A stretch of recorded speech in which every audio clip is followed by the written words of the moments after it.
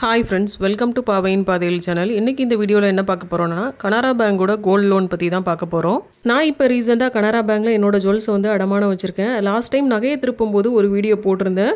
அதில் கனரா பேங்கோட gold loan பற்றியும் இன்ட்ரெஸ்ட் எப்படி கால்குலேட் பண்ணுறது, ஒரு மாதத்துக்கு எப்படி கால்குலேட் பண்ணணும், ஒரு நாளைக்கு எப்படி கால்குலேட் பண்ணணும், தென் அவங்களோட appraiser fees, processing fees and நகையை எப்படி சீக்கிரமாக மீட்கலாம், இந்த நகைக்கு நம்ம கட்டுற வட்டியை எப்படி கம்மி பண்ணலாம் அப்படிங்கிற மாதிரி நிறைய ஐடியாஸ் வந்து அந்த வீடியோவில் வந்து சொல்லியிருப்பேன்.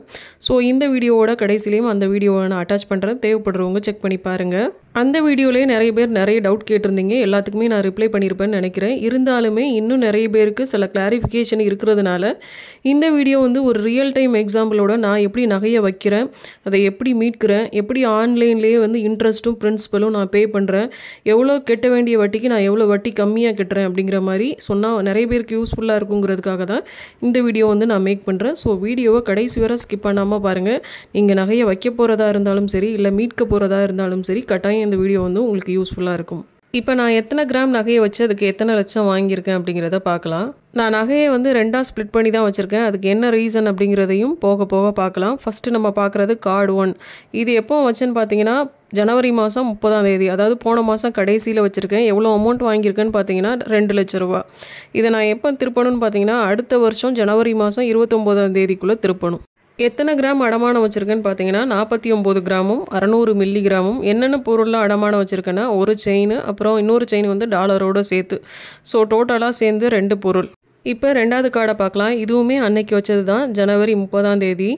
எவ்வளோ அமௌண்ட் வாங்கியிருக்கேன்னா 2 லட்ச ரூபா. இதுவுமே அடுத்த வருஷம் ஜனவரி மாதம் 29ஆம் திருப்பி ஆகணும். எத்தனை கிராம் வச்சுருக்கேன்னு பார்த்தீங்கன்னா 44 கிராமும் 280 மில்லி கிராமும். இதில் வச்ச பொருள் என்னெல்லாம்னு பார்த்தீங்கன்னா டாலரோடு சேர்ந்த செயின் வந்து 2 செயின், அதாவது 2 செயினும் 2 டாலரும். அடுத்தது ஒரு ஜோடி கம்மல், அதுதான் வந்து டப்ஸ்ன்னு சொல்லி என்னமோ எழுதியிருக்காங்க. 2 கம்மல், அதாவது ஒரு ஜோடி கம்மல். ஸோ டோட்டலாக பார்த்தீங்கன்னா 4 பொருள் இந்த கார்டில்.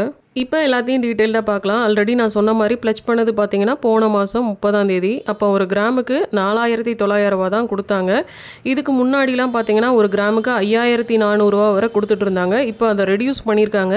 ஏன்னா இப்போ ரீசெண்டாக ஆர்பிஐயில் ரூல்ஸ் சேஞ்ச் பண்ணியிருந்தாங்க பார்த்தீங்களா. ஒரு வருஷத்துக்குள்ளே நம்ம அடமானம் வைக்கிற நகையை அசலையும் வட்டியும் கட்டி திருப்பணும் அப்படிங்கிற மாதிரி சொல்லியிருந்தாங்க. இதுக்கு முன்னாடிலாம் பார்த்தீங்கன்னா நம்ம வட்டியை மட்டும் கட்டி ரினியூவல் பண்ணி வைப்போம். இப்போல்லாம் அப்படி பண்ண முடியாது. அந்த சேம் டைம்லேயே பார்த்தீங்கன்னா ஒரு கிராமுக்கு இவ்வளோ தான் அமௌண்ட் கொடுக்கணும் அப்படிங்கிற மாதிரி ரெடியூஸ் பண்ணிட்டாங்க. அதுக்கு என்ன காரணம் சொன்னாங்கன்னா நிறைய பேர் வந்து கோல்டு லோனை கட்ட முடியாமல் நகையை மீட்க முடியாமல் அப்படி விட்டுருதாங்க. அதனால தான் நாங்கள் அமௌண்ட் வந்து ஒரு கிராமுக்கு இவ்வளோ கம்மி பண்ணி கொடுக்குறோம் அப்படிங்கிற மாதிரி சொல்லியிருந்தாங்க. தென் பர்சனல் லோனை கம்பேர் பண்ணும்போது கோல்டு லோனுக்கு வந்து இன்ட்ரெஸ்ட் ரேட் கம்மி அப்படிங்கிறதுனால தான் நிறைய பேர் வந்து கோல்டு லோனை வந்து ப்ரிஃபர் பண்ணுறோம். அப்புறம் வந்து நம்மளால் அசலை கட்ட முடியலனாலும் வட்டியை மாத்திரம் கட்டி ரினியூவல் பண்ணி வச்சுக்கிற ஆப்ஷனும் முதல்ல இருந்தது, இப்போ இல்லை. ஸோ ஒரு கிராமுக்கான அமௌண்ட்டையும் கம்மி பண்ணி அந்த நகையோட வட்டியும் அசலையும் ஒரு வருஷத்துக்குள்ளே கட்டி அந்த நகையை நீ திருப்பி ஆகணும் அப்படிங்கிற பட்சத்தில் பர்சனல் லோனை தேடி பேங்குக்கு போகாத மக்கள் பர்சனல் லோனை வாங்குறதுக்கு நிறையவே முற்படுவாங்க. பர்சனல் லோனால் பாதிக்கப்பட்ட குடும்பங்கள் வந்து நிறைய உண்டு.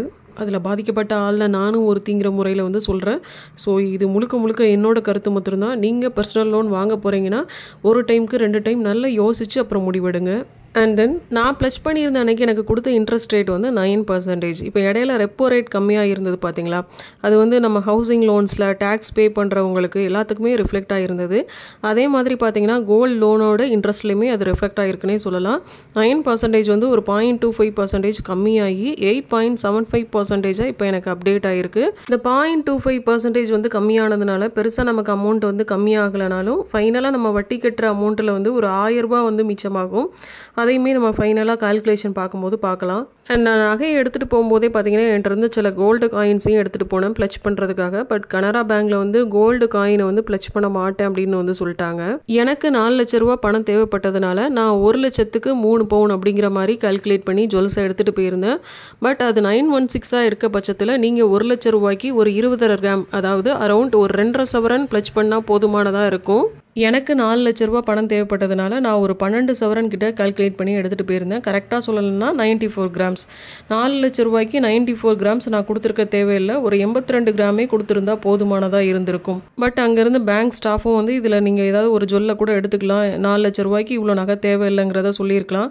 தென் நானும் அங்கே இருந்த க்ரௌடு என்னோட எமர்ஜென்சி சுச்சுவேஷன் இதனால் வந்து அங்கே வச்சே கால்குலேட் பண்ணி பார்க்கல. ஸோ பேங்க்காரங்க என்ன பண்ணுவாங்க, நம்ம கம்மியான அமௌண்ட்டுக்கு அதிகமான நகையை கொடுத்தா அவங்களுக்கு லாபம் தான். இன்கேஸ் நம்ம அந்த நகையை மீட்டாமல் போயிட்டோம்னா அது பேங்க்கு வந்து ஒரு நல்ல லாபத்தை தான் கொடுக்கும். ஸோ அவங்க வந்து அவங்களோட லாபத்தை தான் வந்து கன்சிடர் பண்ணுவாங்க. ஸோ நீங்கள் நகையை வந்து ப்ளச் பண்ணுறதுக்கு எடுத்துகிட்டு போகிறீங்கன்னா இப்படி கால்குலேட் பண்ணி எடுத்துகிட்டு போங்க அப்படிங்கிறதுக்காக தான் மெயினாக நான் இதை சொல்கிறேன்.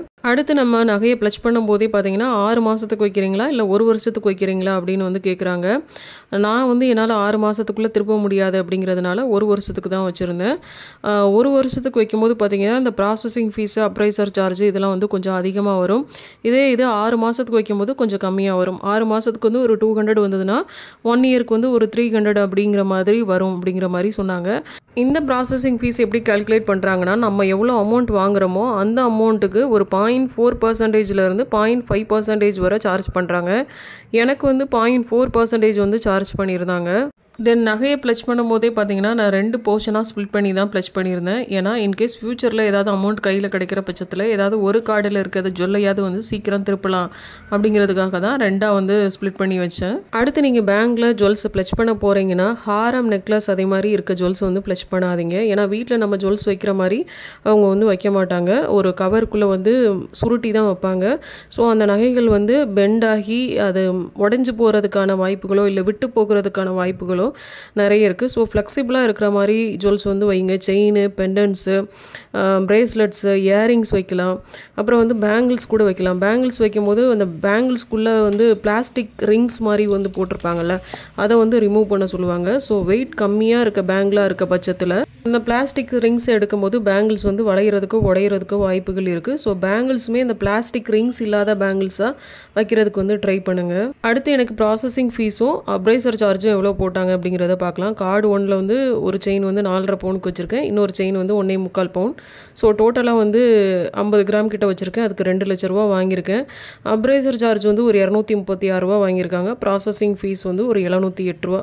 இது வந்து ஒரு 0.36% வரும் ப்ராசஸிங் ஃபீஸ்ன்னு பார்த்தா. ஸோ டோட்டலாக 2 சேர்த்து 944 ரூபா. தென் அந்த 2 லட்ச ரூபாயை நான் கையில் வாங்காமல் அக்கௌண்ட்லேயே வந்து கிரெடிட் பண்ணிடுங்க அப்படின்னு சொல்லிட்டேன். அக்கௌண்ட்டில் அமௌண்ட் வந்ததும் இந்த ப்ராசஸிங் ஃபீஸும் அப்ரைசர் சார்ஜையும் அதிலிருந்து மைனஸ் பண்ணிட்டாங்க. அடுத்து கார்டு 2, இதில் வந்து 1 பவுனுக்கு ஒரு கம்மல் 1, அப்புறம் 3.5 பவுனுக்கு ஒரு செயின், அப்புறம் 1.25 பவுனுக்கு ஒரு செயின் வச்சுருக்கேன். டோட்டலாக எல்லாம் சேர்ந்து 44 கிராமும் 280 மில்லிகிராமும். இதில் வந்து ஒரு பெண்டன்ட் மாத்திரம் 916 கிடையாது. அதனால் கொஞ்சம் கிராம்ஸை வந்து மைனஸ் பண்ணி என்டர் பண்ணியிருக்காங்க. இதுக்கு வாங்கினதும் 2 லட்ச ரூபா தான். So same as the first one. இதுக்கும் அப்ரைசர் சார்ஜ் வந்து 236 ரூபா, ப்ராசஸிங் ஃபீஸும் 708 ரூபா, டோட்டலாக 944 ரூபா. அக்கௌண்ட்டில் இந்த 2 லட்சம் கிரெடிட் ஆனதும் இந்த 944 ரூபாயை அதிலிருந்து மைனஸ் பண்ணிட்டாங்க. இப்போ இன்ட்ரெஸ்ட் பற்றி பார்க்கலாம். ஜனவரி மாதம் எனக்கு கொடுக்கும்போது இன்ட்ரெஸ்ட் ரேட் வந்து 9% இருந்தது. ஸோ 2 லட்ச ரூபாய்க்கு 9%னா 18,000 ரூபா ஆச்சு. 4 லட்ச ரூபாய்க்கு பார்த்தீங்கன்னா 36,000 ரூபா ஆச்சு. இதே இது பிப்ரவரி மாதம் பார்த்தீங்கன்னா 8.75% வந்து அப்டேட் பண்ணிட்டாங்க. அதனால் 2 லட்ச ரூபாய்க்கு 8.75% இன்ட்ரெஸ்ட் போட்டால் 17,500 ரூபா வரும். ஸோ 4 லட்சத்துக்கு பார்த்தீங்கன்னா 35,000 ரூபா நான் கட்ட வேண்டியது இருக்கும். ஸோ டோட்டலாக பார்த்தீங்கன்னா 36,000 ரூபா கட்ட வேண்டிய இடத்துல நான் 35,000 ரூபா வந்து கட்டுறேன். இதில் வந்து நமக்கு ஒரு 1000 ரூபா வந்து கம்மியாகுது. இப்போ நான் மாதம் இன்ட்ரெஸ்ட் மட்டும் பே பண்ணணும்னா 9% இன்ட்ரெஸ்ட் ரேட்டுங்கிறப்போ 4 லட்சத்துக்கு ஒரு வருஷத்துக்கு பார்த்தீங்கன்னா 36,000 ரூபா வரும். ஸோ ஒரு மாதத்துக்குன்னு சொல்லும்போது 36,000 ரூபா டிவைடட் பை 12ன்னு போட்டிங்கன்னா ஒரு மாதத்துக்கு வந்து 3,000 ரூபா வரும். இதே இது 8.75%ன்னு சொல்லும்போது 4 லட்சத்துக்கு 35,000 ரூபா வரும். ஒரு மாதத்துக்கு கண்டுபிடிக்கணும் டிவைடட் பை 12 போட்டிங்கன்னா ஒரு மாதத்துக்கு வந்து 2,916 ரூபா 4 லட்ச ரூபாய்க்கு வந்து வட்டி வரும். இப்போ வந்து நகையை வந்து எப்படி சீக்கிரம் திருப்பலாம், நகைக்கு வர வட்டியை எப்படி கம்மி பண்ணி கட்டலாம் அப்படிங்கிறதுக்கு நான் என்ன ஃபாலோ பண்ணுறனோ அதை வந்து உங்கள் கூட வந்து சொல்கிறேன். ஸோ மாதம் நகைக்கு வர வட்டியை மாத்திரமாவது கெட்டதுக்கு வந்து ட்ரை பண்ணுங்கள். வட்டி வந்து மாதம் கட்டுறது ரொம்ப இம்பார்ட்டன்ட். அது கூடயே சேர்த்து பார்த்தீங்கன்னா பிரின்சிபலில் ஏதாவது ஒரு சின்ன தொகையை அவங்க கையில் இருந்தால் கூட பரவாயில்ல, அதை வந்து கெட்டதுக்கும் ட்ரை பண்ணுங்கள். ஏன்னா நமக்கு அசல் கம்மியாக அதுக்கு கட்ட வேண்டிய வட்டியும் கம்மியாகும். இந்த விதத்தில் அசலை வந்து நம்ம கொஞ்சம் கொஞ்சமாக கட்டுறது மூலமாக அதுக்கு கட்ட வேண்டிய வட்டி தொகையை வந்து நம்ம குறைக்கலாம். அடுத்து கனரா பேங்க்குன்னு கனரா AI1ன்னு ஒரு ஆப் இருக்குது. ப்ளே ஸ்டோரில் போய் நீங்கள் இன்ஸ்டால் பண்ணிவிட்டு உங்களோட அக்கௌண்ட் டீட்டெயில்ஸ்லாம் கொடுத்து ஆக்டிவேட் பண்ணிக்கலாம். அப்படி உங்களுக்கு கஷ்டமாக இருந்ததுன்னா பேங்க்கில் கூட உங்கள் மொபைலை கொண்டு போய் கொடுத்தீங்கன்னா அவங்க வந்து உங்களுக்கு ஆக்டிவேட் பண்ணி கொடுத்துருவாங்க. இந்த ஆப்பை இன்ஸ்டால் பண்ணி வச்சுட்டு நீங்கள் நினைக்கிற நேரம்லாம் நீங்கள் இருக்கிற இடத்துல இருந்தே உங்கள் நகைக்குண்டான வட்டியும் அசலையும் உங்கள் கையில் பணம் கிடைக்கும் போதெல்லாம் நீங்கள் கட்டிக்கலாம். ஸோ இந்த ஆப் ரொம்பவே யூஸ்ஃபுல்லாக இருக்கும். மிஸ் பண்ணிடாமல் ட்ரை பண்ணி பாருங்கள்.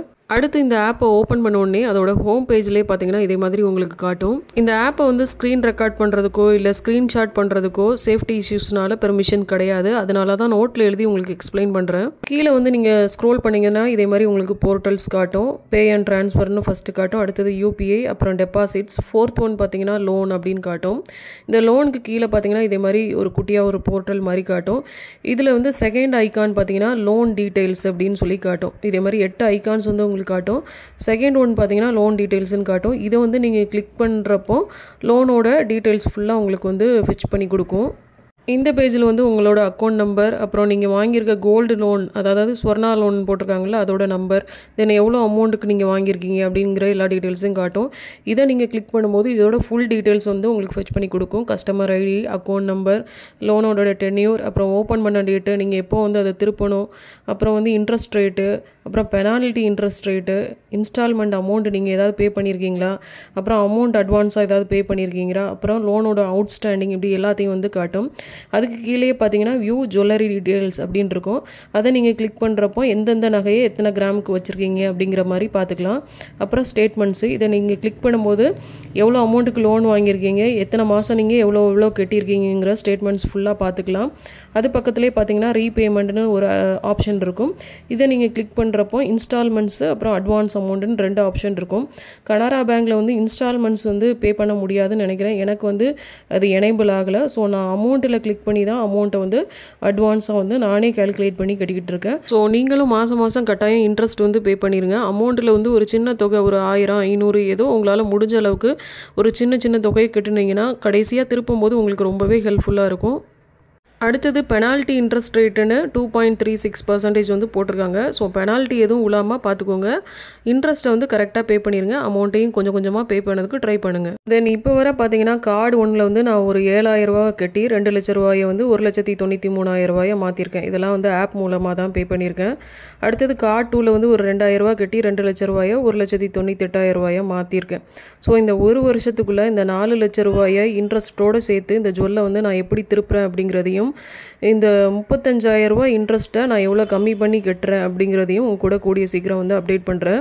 இந்த வீடியோ உங்களுக்கு பிடிச்சிருந்தா லைக் பண்ணுங்கள், ஷேர் பண்ணுங்கள். அண்ட் இதே மாதிரி கோல்டு ரிலேட்டடான வீடியோஸ், சேவிங்ஸ் ரிலேட்டடான வீடியோஸ்க்கு நம்ம சேனலை மறக்காமல் சப்ஸ்கிரைப் பண்ணி வச்சுக்கோங்க. மற்றும் ஒரு இன்ட்ரெஸ்டிங்கான வீடியோவில் உங்களை சந்திக்கிறேன். அண்டில் தென் பாய், டேக் கேர்.